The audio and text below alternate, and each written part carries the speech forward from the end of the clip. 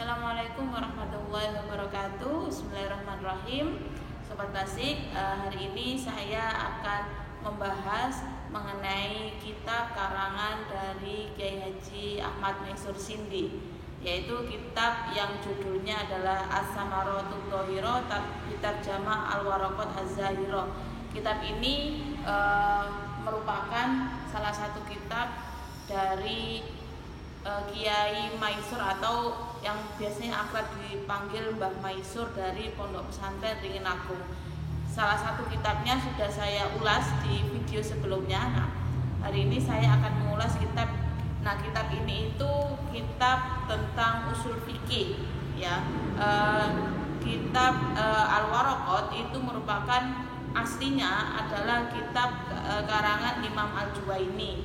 Nah, namun Mbah Maisur ini bukan menulis Al-Waraqat dengan versi yang berbeda, akan tetapi dijelaskan, Mbah Maisur menjelaskan, saya menyebutnya Mbah Maisur ya biar enak. Mbah Maisur ini menjelaskan bahwa kitab ini itu adalah terjemah dari kitab Al-Waraqat karya Imam Al-Juwaini, dan juga syarah dari Al-Waraqat itu syarah yang diambil adalah syarah dari Imam As-Suyuti seperti itu, dan itu dijelaskan di awal. Nah, video kali ini saya akan mengulas nanti beberapa hal yang bisa Sobat Klasik ambil mengenai kaidah-kaidah atau pengetahuan yang ada dalam ilmu usul fikih, terutama dalam terjemah yang dilakukan oleh Mbah Maisur ini ya.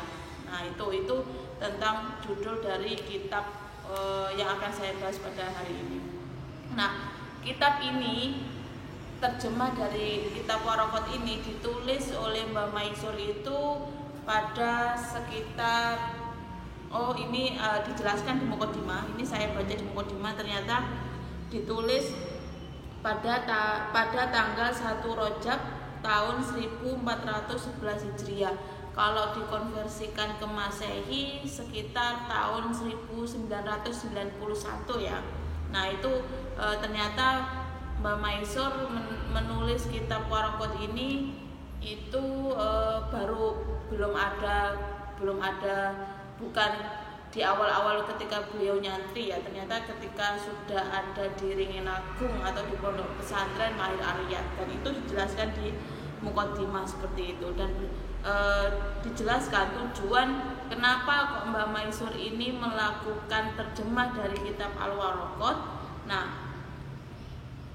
di Muqaddimah itu dijelaskan bahwa tujuan beliau pertama kalinya itu tidak ada niatan dari diri beliau untuk melakukan penerjemahan kitab Waraqat ini. Namun karena ada permintaan dari para alumni dari Pondok Mahir Ariyat, nah ini dijelaskan bahwa kitab ini itu menggunakan bahasa Jawa ya, dengan tulisan pegon seperti itu. Terjemahnya itu pakai bahasa Jawa. Nah, ini dijelaskan bahwa wonten ing setengahi keluaran atau mutakharijin Pondok Mahir Ariyat Ringin Agung.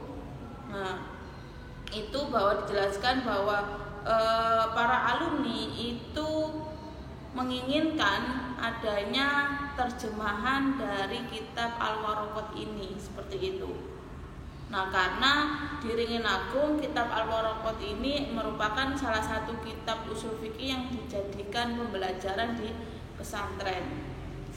Nah, sehingga ketika para alumni itu sudah tidak lagi di Pondok Ringin Agung, nah menginginkan penjelasan dari Mbah Maisur, dari terjemahan yang didapatkan dari penjelasan kitab Al-Waraqat dan syarah dari Al-Waraqat itu bisa dipraktekkan atau diajarkan lagi oleh para alumni di daerahnya masing-masing seperti itu. Nah, dari bukan desakan ya, tapi permintaan para alumni itu akhirnya Mbah Maisur mengiyakan dan melakukan penerjemahan terhadap kitab Al-Waraqat usul fikih ini seperti itu. Nah, ini di Muqaddimah dijelaskan.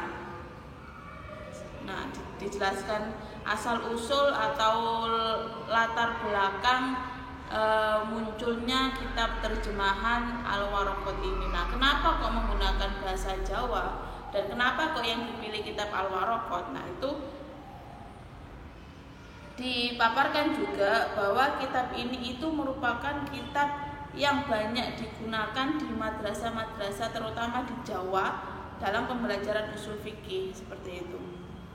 Nah, sehingga pondok-pondok pesantren di Jawa itu sudah familiar atau sudah banyak yang mengenal tentang atau ketika mempelajari usul fikih yang menggunakan kitab Al-Waraqat. Nah, dari situlah kenapa kok usul fikih dalam pembelajaran di Ringin Agung atau kenapa Mbak Maisur atau alumni meminta untuk melakukan penerjemahan ini, ya karena kitab Al-Waraqat merupakan kitab yang tidak asing di kalangan pondok pesantren. Nah, sehingga untuk pembelajaran nantinya ketika alumni itu sudah balik ke daerahnya masing-masing, kitab usul fikihnya juga menggunakan kitab Al-Waraqat dan tidak terlepas dari apa yang sudah dijelaskan atau apa yang sudah dipaparkan oleh Mbak Maisur ketika mereka mondok di Ringin Agung. Nah, itu asal usul atau latar belakang kitab Al-Waraqat ini dilakukan penerjemahan seperti itu ya. Nah, beberapa orang yang terlibat dalam penerjemahan atau yang diminta oleh Mbak Maisur dalam penerjemahan kitab Al-Waraqat ini ada dari beberapa daerah santri-santri itu, yaitu disebutkan di mukadimah juga. Saya jelaskan ini ada lima santri yang terlibat, yaitu santri dari Ringin Agung, lalu yang kedua dari Cilacap, yang ketiga dari Cirebon, yang keempat dari Blitar, dan yang kelima dari Jember. Nah, kelima santri ini punya andil dalam penerjemahan kitab Al-Waraqat ini, karena ada santri yang diminta untuk membaca, ada yang diminta untuk mendengarkan, ada yang juga yang diminta untuk menulis dari terjemahan itu seperti itu. Nah, itu cerita awal dari kitab terjemah Al-Waraqat ini. Nah, setelah menjelaskan mukadimah, barulah masuk ke pengantar dari kitab Al-Waraqat dan terjemah dari Jalaluddin As-Suyuti itu. Kalau yang tadi mukadimah tentang latar belakang asal usul kitab, nah setelah itu mukadimah tentang materi usul fikihnya seperti itu. Nah, yang menarik dalam kitab terjemahan Mbak Maisur ini bahwa posisi penempatan penjelasannya itu di atas dibagi dua ya, bahwa yang bagian atas itu full tulisannya itu adalah ini asli dari kitab Al-Waraqat karya Imam Juwaini dan syarahan dari Imam As-Suyuti ya, Imam As-Suyuti seperti itu. Dan itu menurut saya itu sesuatu yang unik dari kitab terjemah Al-Waraqat ini, karena pembaca bisa membedakan mana yang itu merupakan asli dari penjelasan kitab Al-Waraqat karya Imam Al-Juwaini dan juga mana syarah dari maaf saya adalah Syekh Jalaluddin Al-Mahalli, bukan As-Suyuti. Al-Mahalli itu yang mana baru penjelasan dari Mbah Maisur itu ada di bagian bawah seperti itu. Nah, di bagian bawah ini dengan menggunakan bahasa Jawa dengan tulisan pekon, inilah penjelasan atau penerjemahan dari Mbah Maisur tentang materi usul fikih dari para ulama-ulama, yaitu dari Imam Al-Juwaini dan juga Jalaluddin Al-Mahalli tadi itu. Seperti itu ya. Bentuknya seperti itu dari awal hingga akhir, bentuk penulisan atau pembagian materinya sama. Di awal itu adalah matan dari kitab Al-Waraqatnya, di bawah itu penjelasan dari Mbah Maisur. Nah, meskipun ini dinamakan terjemah ya, tapi menurut saya penjelasan dari Mbah Maisur ini bukan hanya sekedar terjemahan yaitu pengalih bahasaan dari bahasa Arab ke bahasa Jawa dengan tulisan pegon ya, tapi banyak penjelasan-penjelasan tambahan yang itu fungsinya adalah memaparkan lebih detail lagi dari apa yang sudah dijelaskan oleh syarah Imam Jalaluddin Al-Mahalli tadi itu, sehingga bukan hanya terjemahan letterlek pengalih bahasa saja, tapi penjelasan tambahannya itu lebih banyak dari Mbak Maisurnya seperti itu. Nah, itu nanti akan saya paparkan sedikit ya, bentuk pemaparan detail dari Mbak Maisur mengenai kitab ini seperti itu. Nah, gambaran isi umum dari kitab Ushul Fiqih Mbak Maisur ini, yang pertama sebagaimana kitab Al-Waraqat dan syarah dari Al-Waraqat, bagi para sobat kasih yang pernah belajar tentang usul fikih dalam kitab Al-Waraqat ini, penjelasan pertama yaitu berbicara mengenai apa yang dimaksud dengan lafaz usul fikih itu sendiri, seperti itu. Nah, penjelasan usul fikih itu maksudnya ilmu tentang apa? Nah, itu dipaparkan.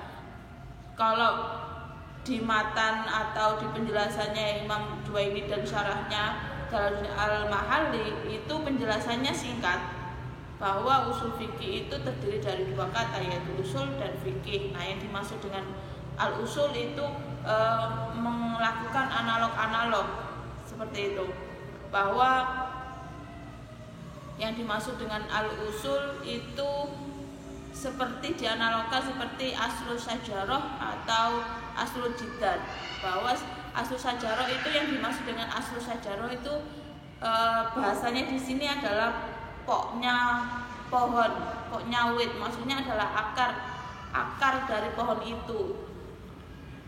Atau aslul jidal, atau dicontohkan lagi aslul jidal. Mbak Maisur menjelaskan yang dimaksud aslul jidal adalah dengan menggunakan bahasa Jawa ini, menika dasaripun utawi resipipun utawi baturipun gedung. Nah, yang maksud bahwa dasarnya tembok itu ya, yang maksud dengan aslul jidal itu ya dasar atau sesuatu yang penting dalam proses pembangunan. Nah, dasarnya pohon aslul syajarah yaitu sesuatu yang penting sehingga berdirinya atau hidupnya pohon itu, yaitu adanya akar. Nah, itu analog dari apa yang dimaksud dengan usul fikih, bahwa masalah-masalah dalam fikih, permasalahan yang muncul dalam hukum-hukum fikih itu dilandasi harus memahami asal-usulnya ya, sehingga yang dimaksud dengan usul fikih itu adalah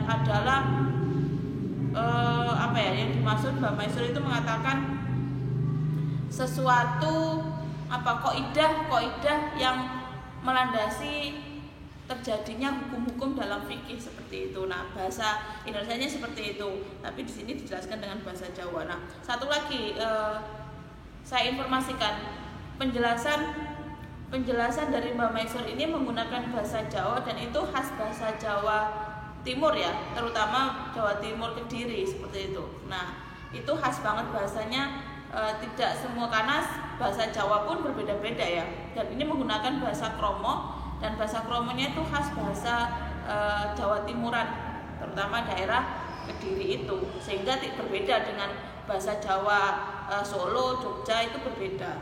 Nah, nanti sobat klasik yang tertarik bisa lebih memperdalam lagi mengenai penjelasan dengan menggunakan bahasa Jawa kromonya versi dari kitab Mbak Maisur ini, seperti itu ya. Itu. Nah, pertama penjelasan tentang asal muasal disebut dengan usul fikih, itu dipaparkan sangat detail oleh Mbak Maisur.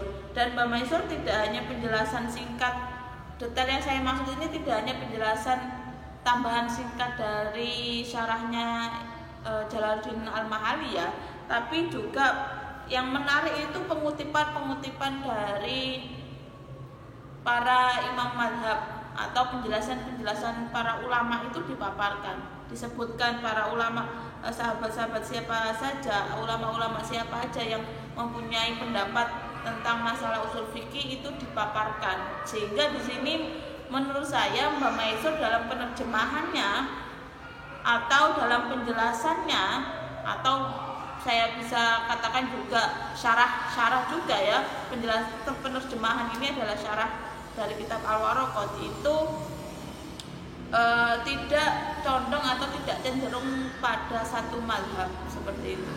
Karena di penjelasannya nanti saya akan jelaskan satu-satu, contoh penjelasan satu-satu tentang tidak ada kecenderungan mazhab itu, penyebutan tentang mazhab dalam fikih seperti mazhab Syafi'i, Hanafi, Maliki. Nah, itu meskipun di Ringin Agung sendiri atau di Jawa Timur mayoritas banyak pondok pesantren yang kitab-kitab usul fikih itu atau kitab-kitab kajian fikihnya itu yang dipaparkan atau yang dijadikan belajar mazhab Imam Syafi'i, tapi di penerjemahan kitab Waraqat Mbak Maisur ini penjelasan dari mazhab-mazhab lain itu juga dipaparkan. Nah, sehingga di sini memberikan wawasan kepada pembaca atau pendengar dari pengajiannya Mbak Maisur bahwa banyak perbedaan pendapat juga, bukan hanya dalam masalah fikih tapi dalam masalah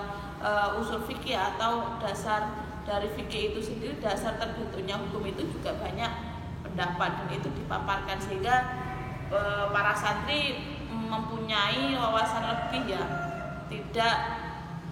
tidak hanya satu mazhab saja ketika memahami masalah usul fikih ini seperti itu. Nah, setelah menjelaskan tentang apa itu yang dimaksud dengan usul fikih, nah baru atau diawali dengan apa yang dimaksud dengan usul itu sendiri. Nah, setelah itu dilanjutkan dengan penjelasan tentang fikih. Yang dimaksud dengan fikih itu apa, seperti itu. Nah, kalau syarah dari Imam Jalaluddin Al-Mahali dan juga kitab Waraqat aslinya Al-Juwaini dipaparkan hanya seperti ini: wal fiqhu alladzi wal juz'u tsani lahu makna lughawi wa huwa al-fahmu wa makna syar'i wa huwa ma'rifatul ahkami syar'iyyatil lati tariquhal ijtihad. Nah, bahwa dijelaskan fikih itu ada dua makna, yaitu makna lughawi atau makna syar'i seperti itu. Yang dimaksud dengan makna lughawi itu maksudnya adalah al-fahmu. Al-fahmu ini maksudnya adalah pemahaman. Kalau yang dimaksud dengan makna syar'i itu adalah yang dimaksud dari penjelasan matan dari kitab aslinya, yaitu ma'rifatul ahkami syar'iyyah allati tariquhal ijtihad, yaitu mengetahui hukum-hukum syarat yang merupakan jalan ijtihad, jalan terbentuknya suatu ijtihad seperti itu. Dan dicontohkan seperti niat wudhu, lalu sholat sunnah witir. Itu beberapa contoh yang dimaksud dengan fikih atau tentang ijtihad. Muncullah hukum dari proses ijtihad itu. Tentang hukum niat wudhu itu gimana? Nah, itu dimaksud dengan fikih, hasil dari proses ijtihad dari para ulama seperti itu. Nah, lalu Mbak Maisur menambahi dari penjelasan tentang fikih tadi dan juga beberapa contohnya tentang niat wudhu, wajibnya niat wudhu, lalu sunnahnya sholat witir atau syarat puasa Ramadan yang itu merupakan ijtihad yang masuk dalam masalah fikih. Mbak Maisur menambahi tentang contoh yang berbeda lagi dari penjelasan dari syarah aslinya, yaitu kalau masalah yang itu terdapat dalil qot'i atau dalil pastinya ada dalam Quran maupun hadis, itu namanya bukan ijtihad seperti itu. Namanya bukan ijtihad. Contohnya kewajiban sholat 5 waktu. Itu kan ada dijelaskan kan, ada dalil qot'inya, sehingga tidak ada proses proses ijtihad atau proses para ulama itu melakukan suatu perbuatan berdiskusi atau bermusyawarah atau melakukan ijtihad apa hukumnya dari melakukan atau sholat 5 waktu itu. Nah, karena sholat 5 waktu, kewajiban sholat 5 waktu itu ada dalil qot'inya. Nah, itu penjelasan tambahan dari Mbak Maisur yang tidak dipaparkan dalam kitab Waraqat dan syarah dari kitab Al-Waraqat. Nah, tambahan lagi, penjelasan lagi tentang fikih ini, bahwa Mbak Maisur menjelaskan tentang ibadah.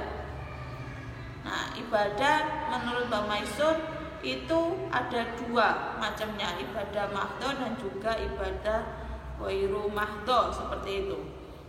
Ibadah mahdho itu tujuannya, nah ini tujuannya disebutkan, tujuannya adalah taqarrub, taqarrub itu mendekatkan diri kepada Allah ya, taqarrub. Tujuannya adalah taqarrub. Nah, contoh ibadah mahdho ini apa? Sholat. Nah, tujuan dari melakukan sholat itu apa ya?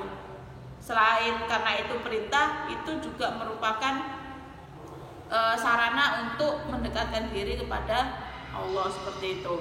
Nah, yang kedua adalah ibadah ghairu mahdho. Nah, tujuannya ibadah ghairu mahdho ini adalah selain taqarrub juga selain itu yaitu nadhafah, seperti itu. Sehingga tujuannya taqarrub dan nadhafah. Nah, contohnya apa? Contohnya itu adalah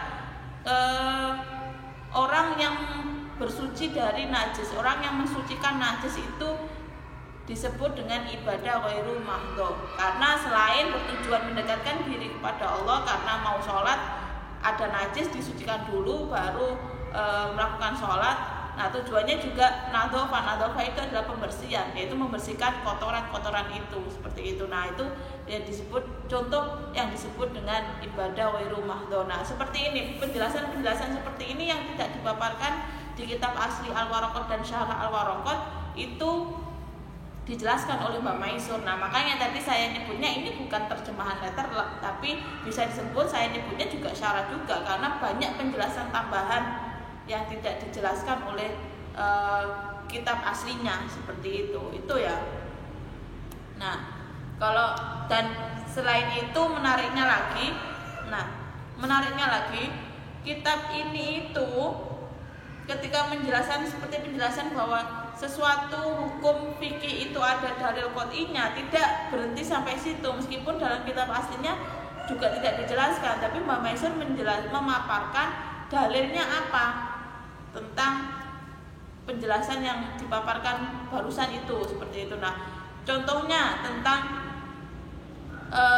niat, syarat wajibnya niat ya dalam melakukan sholat itu disebutkan dalilnya, seperti hadis tentang innamal a'malu binniyat. Nah, itu dipaparkan, sehingga tidak hanya sekedar penjelasan tambahan tanpa ada referensi dalil qot'inya yang mana.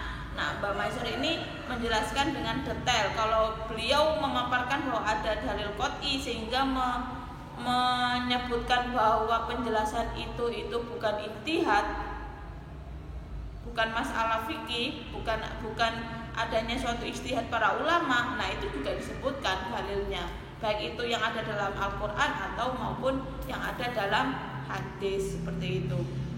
Nah, berbicara tentang niat tadi, tentang niat wudu tadi, Mbak Maisur menjelaskan panjang ya, penjelasannya panjang, dan itu juga dipaparkan perbedaan pendapat antara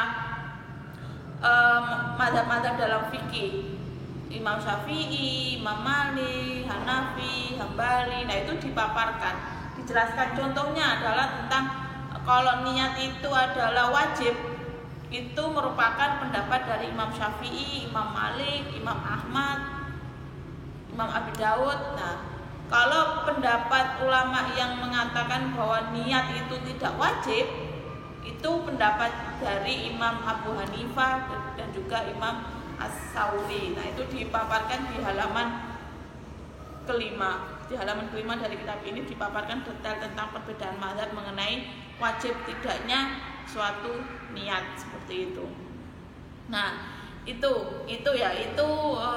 penjelasan Mbak Maisur tentang pengertian usul fikih, tentang usul, tentang fikih, lalu contoh-contoh kalau mengenai apa yang dimaksud dengan fikih, mengenai tentang ijtihad yang dimaksud dengan perbedaan atau proses ijtihad sehingga memunculkan hukum-hukum yang berbeda dari berbagai mazhab. Nah, itu dipaparkan oleh Mbak Maisur, dan itu menjelaskan tentang beberapa hal tadi saja sudah menghabiskan beberapa halaman ya. Karena bisa sobat klasik lihat matan saya sebut matan ya, matan dari kitab asli Al-Waraqat dan juga syarah dari Al-Waraqat itu.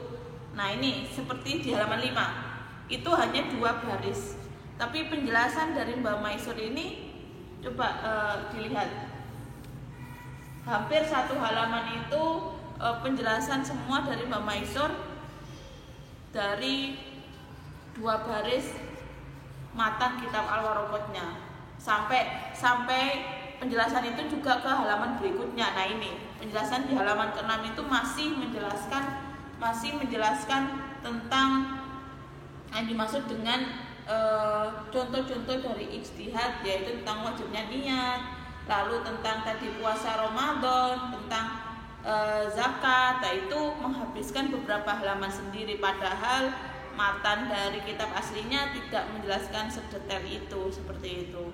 Nah, itu ya, itu ulasan saya tentang awal mula munculnya kitab terjemah usul fikih kitab Al-Waraqat ini dan materi awal tentang pengertian dari usul fikih. Nanti di video selanjutnya saya akan menjelaskan lanjutan dari kitab terjemah Al-Waraqat ini. Semoga memberikan ilmu kepada para sobat klasik yang senang atau punya minat dalam mengkaji kajian usul fikih, terutama dari penjelasan-penjelasan para ulama Indonesia atau para ulama Nusantara tentang kitab-kitab atau tentang ilmu-ilmu yang berkaitan dengan keagamaan, baik itu tentang usul fikih, tentang fikih. Nah, kitab ini merupakan salah satu kitab yang menarik untuk diulas lebih lanjut bagi yang tertarik dalam kajian usul fikih seperti itu. Semoga memberikan manfaat. Saya mohon maaf jika ada kesalahan dalam memaparkan tentang kajian usul fikih di bagian awal ini. Terima kasih. Wassalamualaikum warahmatullahi wabarakatuh.